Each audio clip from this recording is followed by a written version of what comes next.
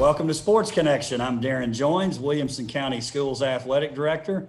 And this week is our first attempt at a Zoom Sports Connection. I'm here with my co-host, as always, Tate Mathews. Tate, we are remote today, and I'll have to say, you are a wizard at technology. We have you and Coach Roy Kidd joining us for the show today. Appreciate you being here. Hey, well, first of all, thank you for having me. If the CTE director position ever comes open, I'd like to go ahead and put my name in the hat. And not only is Coach Kidd with me, as you see in the background, his 319 victories, 10 OVC championships, and 2 national championships are with him as well. So I think we're in good company. Tate, now you had to admit that you sent me a picture of you next to the statue, and I actually, it wasn't next to the statue, it was with the Coach Roy Kidd. And when you sent it, I immediately knew who that was as a Kentuckian. Well, your Kentucky roots run deep, and you're right. You were the one that knew right away who it was. But, you know, in this part of the state, for sure, he is a living legend, but really in college football. It's like I told my son, I could tell 319 victories really didn't make the impact it should on you. If he coached 30 years, divide 319 by 30, that's a pretty good record. I think he was actually 39, but still, that's pretty dang good. The only person who's got more wins than that is Coach Barbara Campbell.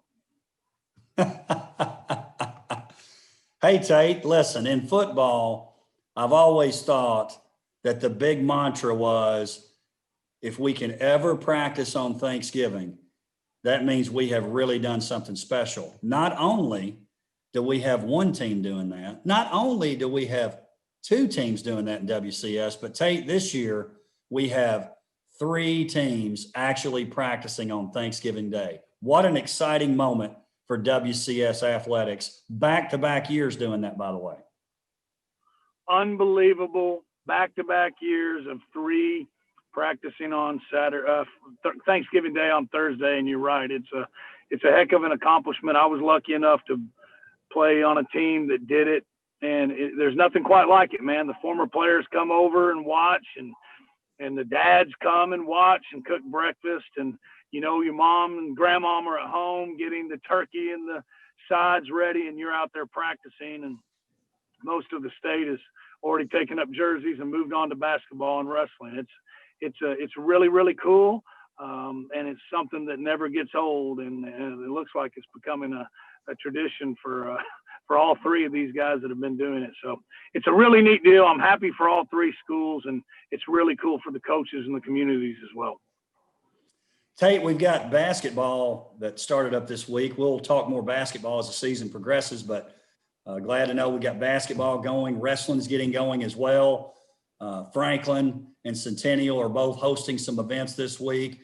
Brentwood's been out playing, actually over in, I believe it's Clarksville, getting started. And Tate, I wanted to tell you this, speaking of Brentwood, we always talk about our man Taylor Spirito, who, by the way, had an unbelievable, when we read his stats later, it's almost unbelievable what he's done. But we also have another fan in Brentwood point guard, Griffin Burke. He's a big fan of the show, said he watches every week. So want to give a shout out to Griffin. We'll be talking about him a lot here soon too. We'll be talking about Griffin a lot this year, but that's great. Hey, those 2 are, I'll take them. And your dad, I got to talk to one of our biggest fans, if not biggest fan, your dad today. That was a highlight of the day. And another Kentucky historian. That's true. Yep. He and my mom, my sister, always watching the show. So glad to have some supporters. So we're up to, we know, at least 5. That's right. Excuse me, 6. Our friend in Gallatin also out there checking us out. Correct. You got to start somewhere. Tate, let's talk some playoff football. A game that I was fortunate enough to attend. I was so torn on what game to attend, but you know, being in WCS, it was the only game that was hosted by one of our schools. It also included 2 of our schools. So I went to check out the traditional WCS rivalry, matchup number 7 in the history of that rivalry in the playoffs, Brentwood and Franklin. after a 55-34 win for Brentwood, they're now ahead in that playoff total, 4-3. And Tate, that score doesn't really totally do it justice. It was a real shootout back and forth until 34-27 in the third quarter. And you felt like if one team ended up getting a stop or two, but they kept scoring, that was going to be the difference. And that's really what happened in that game. Oh, 100%. And you mentioned it was the matchup 7 since 2001, the 26th time they've played. And I don't know that there's ever been a game with 89 points scored in it between these two. But it's amazing, man. What a great – I saw Coach Webb's quote earlier in the week or late last week that, this is the way it ought to be, Brentwood and Franklin playing in the quarters. And what a great game. And you're right, it was closer than that at halftime. And then you go in, they both teams made adjustments, but they just made it the other way. They just kept scoring points. But, it's one of those games you hate to see somebody lose. Connor Bevan, over 400 yards passing. Taylor Spirito. I asked Coach Webb, have you ever when's the last time you had a receiver go for over 200 yards receiving? He said, I don't think ever. We'd have to go way back before that. And then you look at that and think, how could there be a better performance than that? And you look at what Cade Granzow did. It's amazing, man. What an unbelievable game. It's a state championship type game for sure. Tate, your camera just went out, and that's what happened to the scoreboard. I think you're good now, though. That they lit the scoreboard so much up that I think a couple of bulbs went out in that game. 11 touchdowns, 996 yards of offense, 700 passing. And here's something I thought was great. Only 7 penalties in that game. Only 7, which shows you that it was played fairly clean, too. And so much for the reputation of Coach Donnie Webb and Coach Ron Crawford as being only smash mouth football. These guys were lighting it up. Lighting it up, and that's what's cool. That's coaching, right? You look at, that's not really what Coach Webb and Franklin football is about. They like to run the ball and be physical. They can still throw it, but they dang sure don't throw it 47 times. But that's what our talent dictates. And guess what? We got a real deal quarterback in Connor Bevan, and 29 for 47, 465 yards, 4 touchdowns against a team that is in the semifinals. Great chance to be in Cookeville. And you're right, man. It's not the normal way they've played it, but that's why these two are two of the best at what they do, man. They figure out what their talent is and they work around it. And just like, I don't know that they've ever really had a quarterback at Brentwood like Granzow, a guy who runs the ball as many times as a I formation tailback. And I was talking to a friend earlier today. 7 touchdowns in a 6A quarterfinal playoff game. That's crazy. I mean, huge, Well, and then you're talking about Granzow, 230 yards passing, 2 touchdowns, 93 yards rushing, 5 touchdowns. Let me repeat that again. 5 touchdowns rushing. It's not like it's J.C. Watts and the old Oklahoma Sooners wishbone. This guy's pretty much getting the snap and going right up the middle and saying, stop me if you can. Obviously, most people don't. And pretty good week for Mr. Granzow. He signs a letter of intent to play baseball at Auburn. And if I'm not mistaken, he's going to try to do a little walking on, like a preferred walk-on in football. So not a bad week for Cade Granzow. No, not at all. And Auburn's getting a winner, man. Both sports, whichever sport he plays. But you're right. That was a big week for them. And what an unbelievable performance. There were so many of them, and then Walker Merrill, 10 receptions for 102 yards. Aaron Walton, 6 receptions, 106 yards, 2 touchdowns. And then we talked about on the Franklin side with Taylor Spirito. Well, Carson Repass had 7 receptions, 129 yards and a touchdown. It was just, it's crazy what the offenses have done. We talk about it all the time. It's a trickle down effect. NFL goes down to the colleges and the colleges goes down to the high school. And these guys have really picked up on how to coach this type of offense. And it's fun, man. I mean, if you took a poll of coaches in the state of Tennessee, who are the top defensive coaches in the state, I promise you, Ron Crawford and Donnie Webb will be in the top 5 of vote getters you get, and 89 points were scored Friday night. Yeah, it's unbelievable. Again, you mentioned Bevan, his stats that were just gaudy with that 465 yards passing, Spirito with 246 yards receiving, and Mr. Spirito, just to show he can contribute in other ways too, picks up 5 tackles on defense, which was incredible. A great end to a great year for Taylor. Really, really unbelievable job. And he and Bevan, Mason Jones, those guys will move on to play basketball for a really good Franklin Admiral team. Just great kids too. I know that. Well, firsthand had an opportunity to coach those guys. No doubt about it. And you coached for so many years, Coach. Wouldn't you say one of the best things that a senior class can say is that they left the program better than the way they found it? And I think Taylor and his classmates can say that for sure. They left Franklin on good footing without a doubt. Well, no doubt about that. And, you talk about, I was just thinking about this the other day, thinking about Coach Webb. And I know that Ravenwood gets a lot of attention, 6A the last few years. Brentwood gets a lot of attention and well-deserved. You look at Franklin, in 5 years, they've been to the quarterfinals twice. And that's not that easy to do. So hats off to Coach Webb and those Franklin Admirals for a nice year. 100%. Here's a shootout also that we had, game 2 that we'll talk about. Summit 36, Beach 29, another high-powered offensive game. A great finish. And, Anthony Crabtree, I give him credits.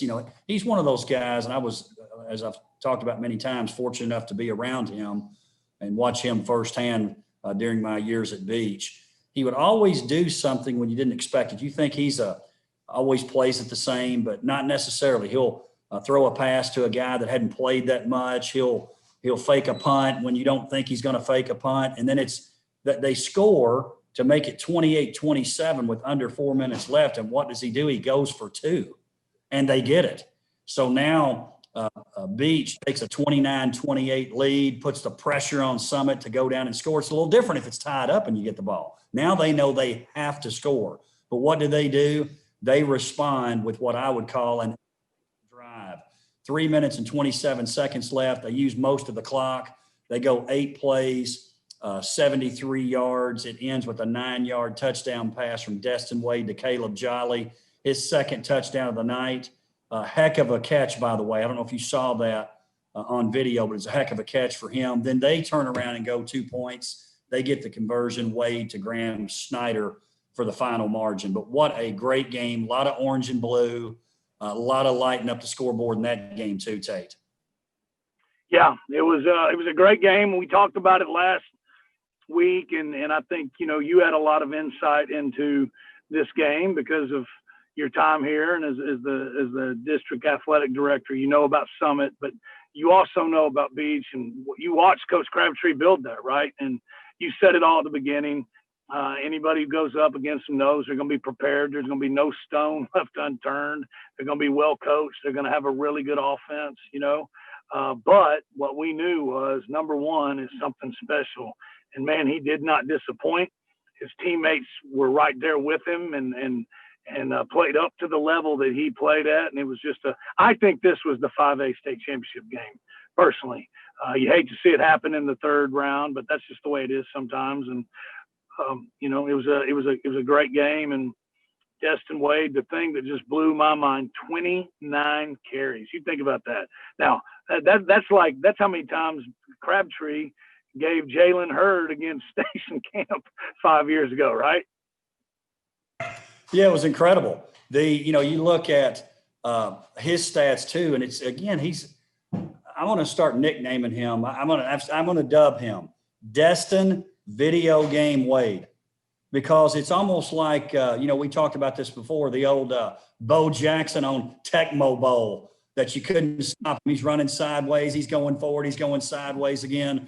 Destin, 13 for 16, 208 yards passing, 4 touchdowns, and then 194 yards rushing. That almost seems made up, and it's really not. And, oh, by the way, Tay, get ready. Let's see if we can do this virtually. This week's gym, Destin Wade, for the year now has 1,000 passing, 1,000 rushing, and they haven't played that many games, Tate. That's right. That's what I was going to say.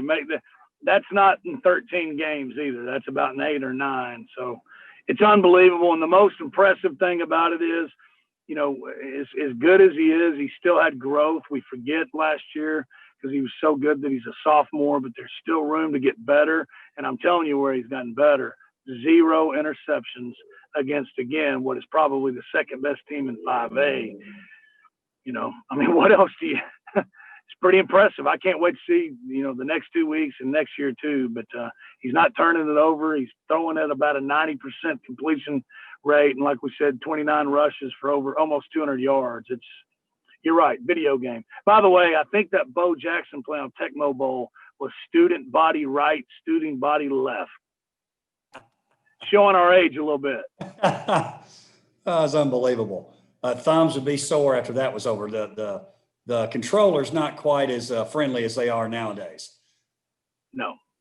But hey, and seriously, he's a team guy, and you don't go for over 1,000 yards rushing and passing in 8, 9 games without a great offensive line, and Brandon King and Caleb Jolly and Kanata Wirtz, and they all contributed. It was a heck of a team win, no doubt about it. You want to think about something that's scary, and this will send shivers down the spine of Coach Counts at Henry County. Can you think if Keaton Wade were playing? They'd be in real trouble. They're in trouble. They'd be in real trouble. Destin would not be carrying it 29 times if Keaton was playing, but yes, it'd be double trouble. And Beach. Maybe that's what we ought to start calling them. And then Beach wouldn't have scored 29 points, I don't think, either. Negative. Brady Pierce, Brandon King, you mentioned with a couple of touchdown receptions. Again, they've been getting it done all year. Now, maybe the upset of the week to some people across the state, we don't think it was a huge upset, but certainly you look at Tullahoma, only one loss. They come into the game undefeated. They're hosting. They had defeated Nolensville 29-14 a couple of weeks ago. Nolensville comes out on top 15-14. And I know you appreciate this because you're a guy that loves to talk special teams. First of all, there was a special teams miscue. They missed an extra point after the Samson Johnson touchdown cut the lead to 14-13. But then with 5 minutes left, Nolensville's defense bowing their neck. Tullahoma snaps it over the kicker's head or the punter's head for a safety, 15-14, and then Nolensville hangs on for dear life after that. And to talk about how good this Tullahoma team is, they're now out of the playoffs. They didn't give up more than 2 touchdowns all season. And what does Nolensville do? They come out on top. Great win for Coach Derrick and Nolensville High School. Well, and you're right. It's an unbelievable win. It was the upset of the week. I know Nolensville doesn't think that it was an upset, but nobody, including myself, which I know that's where you're going with that, picked Nolensville to win this game. But Coach Derrick said that all week long he could tell the kids believed, and they thought they were going to win. They believed they were going to win, and they did. It's huge, man. This is Coach Olive's on record as saying this is the best team he's ever had there. There's been some dang good ones. They thumped some 5A teams, including Shelbyville. They had all the pieces, huge offensive line, senior offensive line. They got a Mr. Football semifinalist, maybe finalist, Jacoby Thomas. He's averaging 3-4 touchdowns a game. And the defense just played lights out. And you mentioned the special team. The Samson Johnson touchdown was a special team too, a 99-yard kickoff return. So you're right, amazing. The highs and lows, right? You missed that extra point. Oh my gosh, it's 14-13. I guarantee you Tullahoma hasn't snapped the ball over the punter's head all year long for a safety, but that's what they did. And what a great team win. It was awesome. And now they get to play at home. So this is pretty cool for the Knights. What they've got going over there is really neat. Ryder Gallardi, 146 yards passing, a touchdown to his favorite target, Chance Fitzgerald, 47 yards rushing. Samson Johnson, you mentioned the return for a touchdown. He also had 61 tough rushing yards on the defensive side. These are names we keep mentioning. Tackles, Tyler Nolan with 12, Mike Williams 9, Grant Reeder 6, and a big sack. So like you're saying, Coach Derrick is really building something special there in Nolensville Athletics. Can we say this? They are not even on their way. They've arrived. Nolensville Athletics on the map for sure. For sure. And I think we're getting ready to go back to Elizabethton's coming to us, and I think we got a chance to send 3. That's never been done. 3 to Cookeville.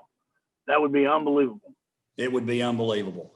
Speaking of this week's games, let's talk about them, Tate. Brentwood, number 1 seed, obviously out of this area, this region, 10-3 for the year, traveling to Bartlett.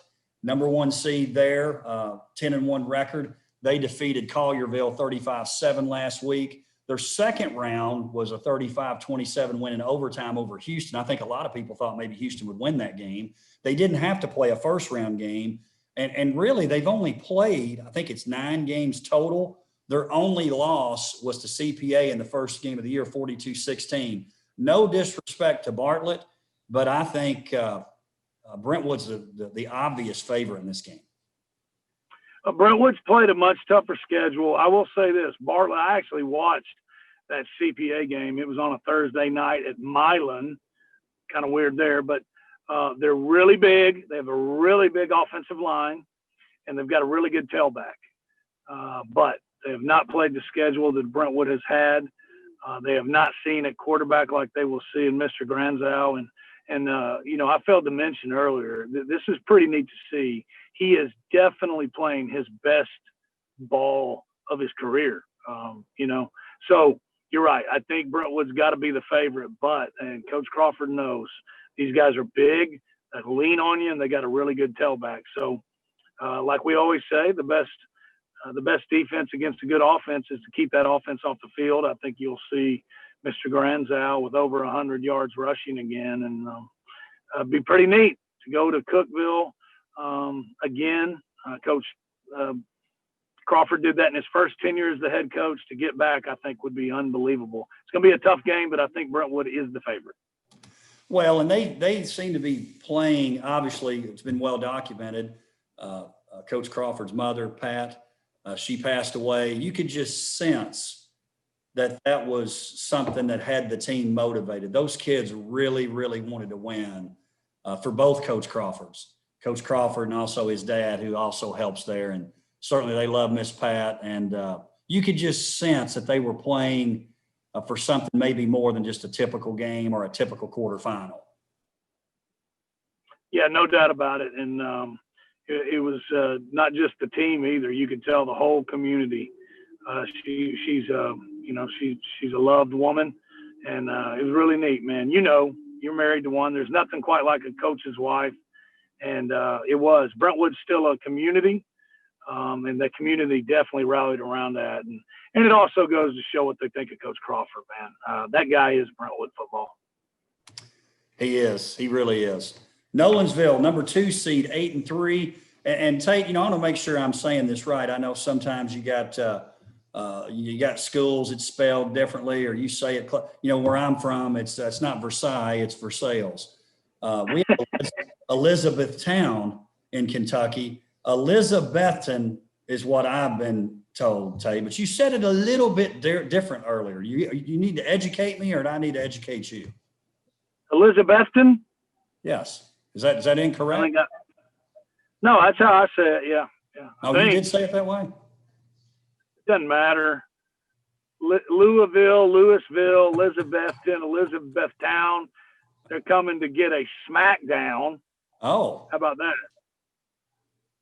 I liked it. Hey, I was going to tell you this now. This is a repeat of last year's semifinal in the same location. So the way you might be wondering, because Nolensville's number 2 seed, Elizabethton, number 1 seed, went undefeated. In fact, their last loss, Tate, was November 9th, 2018 at Anderson County in the second round of the playoffs. Since then, they've won 28 straight games.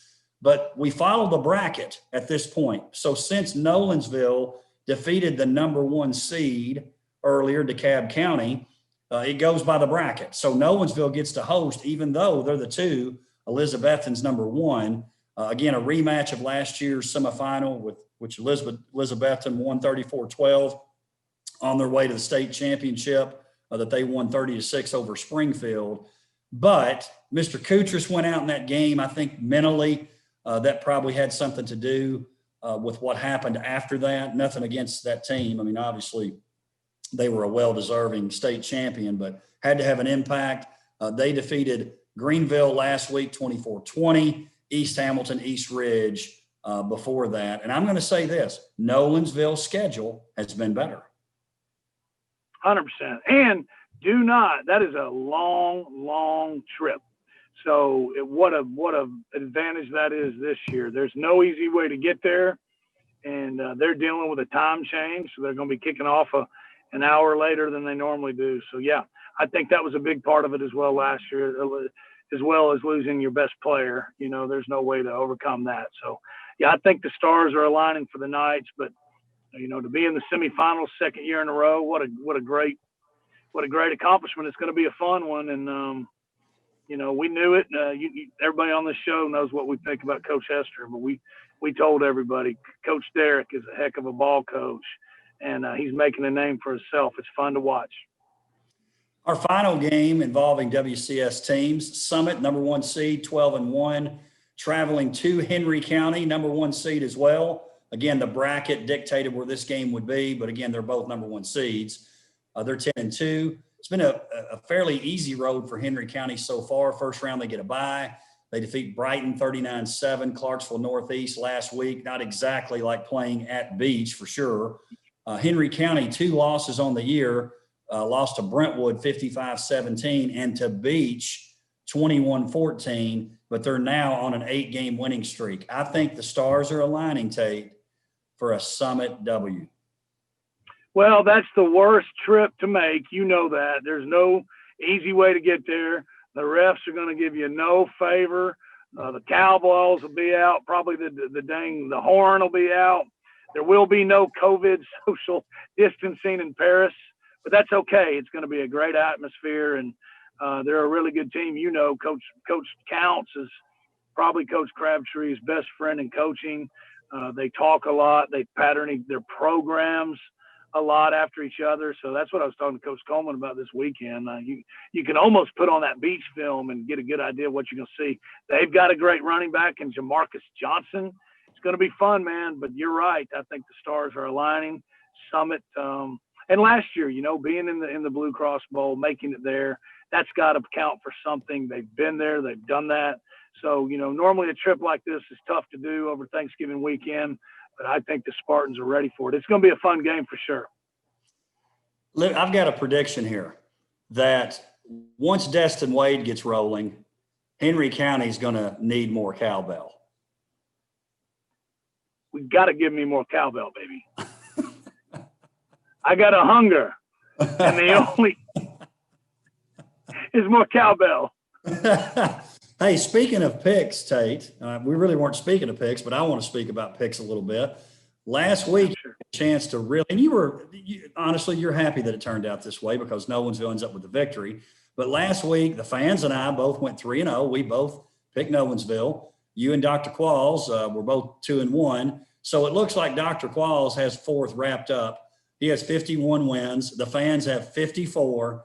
You and I sit atop the standings going into the semis, 57 all. Now, here's what I think ought to happen. If we end this thing tied, which is possible, I think the tiebreaker ought to be from the show a few weeks ago when we were talking about the San Diego Chargers. We never mentioned the next week. I was actually correct on that. So I don't know. You were 100% correct. If that needs to be the tiebreaker, maybe we'll do a points in the championship games. We got to do something to get our tiebreaker going if needed. I agree 100%. And you were right. And I was wrong. So I would gladly accept that defeat. So fans keep voting on Twitter, WCSCO Athletics, to finish up this year strong the next 2 weeks. Now, Tate, listen, I'm going to do the picks a little bit different. Brentwood at Bartlett, Nolensville, Elizabethton, Summit at Henry County. I'm going to go first, and I'm going to pick them all. I'm going all WCS. We're going to have 3 teams playing in Cookeville, all playing for a state championship in 1 week. What say you, Mr. Mathews? I am going to, I think I'm going to go with you. Nolensville has proved me wrong. Why would I pick against them? I do. And, the greatest team to ever come out of Tullahoma, Coffee County, Bedford, it doesn't matter what county. The Knights sent them home back on their bus to take up uniforms. So I'm with you. I'm going Brentwood with a road victory, Nolensville home victory, Summit road victory. And I think that you need to get your hotel room booked because you're going to be in Cookeville for 3 straight nights. So does Summit win comfortably at Henry County? No. Still going to be a tough. They're good. Yeah. I think you're getting ready to see Summit versus Beach 2.0. It's just Henry County instead of Beach. But guess what? They don't have an answer for number 1 either. You can put in the tape and give strategy all you want. You still got to go stop that guy, which they're not going to do. No, that's right. Tate, It'll be fun. I appreciate you being here with me. Our first virtual sports connection. I think it worked out pretty well. Would you agree? Yes, sir. We just keep it adapting just like everybody else. It was, I even learned how to do a background. So I'm not going to say what you said off air about who the worst Zoom performers were, but hey, it's only up from here for me on the Zoom. But yeah, I think it went great. We appreciate all the fans out there watching, not only this week, but all year long. And we'll see you next time on Sports Connection.